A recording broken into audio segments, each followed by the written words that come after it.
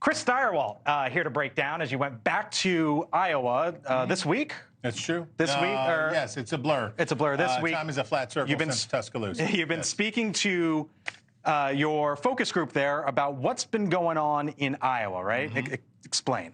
Well, we found a lovely group of willing folks who we went and talked to this fall and got a baseline, and then we came back to talk to them about how things have changed in the past couple of months for them in the caucus. And you know, the best part about this is you can spend a lot of time with the data. You can look into these numbers a lot. You can do whatever. But there's real value in talking to human beings. And there's a particular value in these generous folks who are letting us see how their thinking evolves over time, which really helps me do what I do. Your segment, Pulse of the People. Let's watch it. Everybody here is still likely to caucus, yes? Everybody? We're all likely to caucus. Okay. Kevin, who are you going to caucus for? Donald J. Trump. Okay, you're there. All right. Ronald. Trump. But maybe Vivek. Okay, you got a little side door. Okay. Yeah. Okay, Nola. Trump. Brent. I've narrowed it down to Trump or DeSantis. Still trying to get there. Kyle.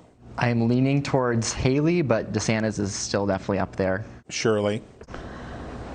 You know, it's Haley, DeSantis, and if painted into a corner, Trump. So you might. If painted into. If painted, okay. Give it a very small can of paint.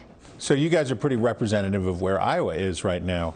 You all have seen the Des Moines Register poll with this massive lead for Donald Trump.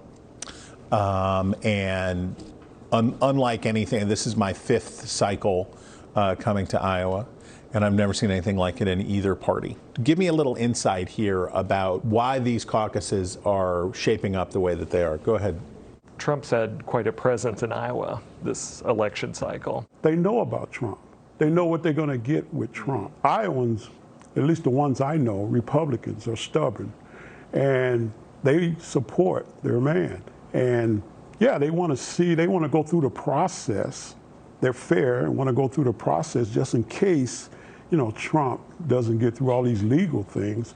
But for the most part, the people that I know are not emotional about Trump.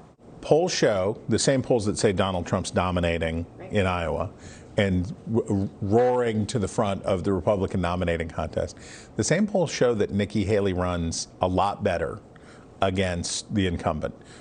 What do you say to that?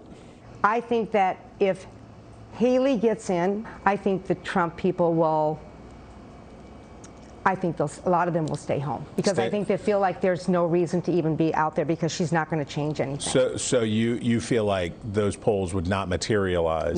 No. Because the MAGA base would not come out for Haley the way that they would for Trump. Correct. Would Trump be the best choice for Republicans? I want to support somebody I believe in, and I used to believe in Trump very heavily. When I growing up, I loved him so much, but I have come to realize that he's not. I don't think he looks out for everyone's best interests. Would you vote for him in a general election? Most likely. I'm wanting to vote for the Republican nominee, so Joe Biden needs to be defeated. Paige, let's roll that beautiful bean footage. Let's see our first clip. And this is the problem with my 3 colleagues. They're afraid to offend. And let me tell you something. If you're afraid to offend Donald Trump, then what are you going to do when you sit across from President Xi, you sit across from the Ayatollah, you sit across from Putin?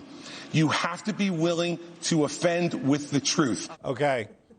Whether you agree with Chris Christie or not, is it fair to say that Ron DeSantis is kind of a suck-up, right? Like he wants to say bad things about Trump kind of out of the corner of his mouth, but when he's under pressure, he won't take it to the hoop. Is that a fair criticism? I think that's a fair criticism, yes. I've never seen him actually say anything outright on the debate stage, especially negative about Trump. He kind of nibbles around it, right? Yeah, he dances around it like a lot of politicians do. So do you hold that against him, or do you understand why he does what he does? It's not enough for me to move on to Nikki Haley over Ron DeSantis. Okay. Put it that way. He's a good sheriff. Okay. You know, think about it. Local areas, the state. Oh, he's excellent. Yes. And he attacks when he needs to. It's just part of his makeup and his personality. I think one thing where DeSantis really shown to me, and that was when it's a policy issue on the basically the transgender issue. And that's what we want to hear. We want to hear the issues here. And so Christie was basically saying it's parental choice. That's what it was, a distinct difference. And DeSantis slammed back and says, no, you're not going to mutilate our children.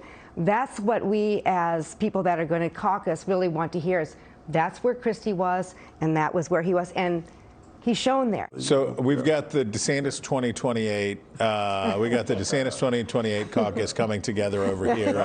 I see this. Okay. Run, buddy, run. I think DeSantis and Trump on policy are much closer than any of the other candidates. Yeah. That's one reason why he's careful before he goes, because he really is.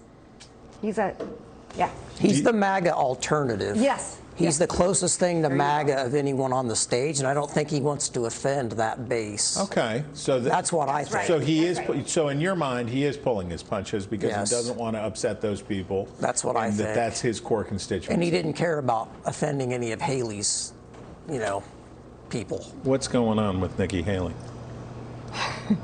She's losing some of that likability factor when she is such a bulldog. For a person who is 20 points, 25 points out of contention, was she playing it too safe? No, she got hit. Okay. And when you get hit, sometimes the plan that you come, it just shakes you up. She should have responded. She should have shook it off and just come back with more vigor and more spunk, like I said to her once.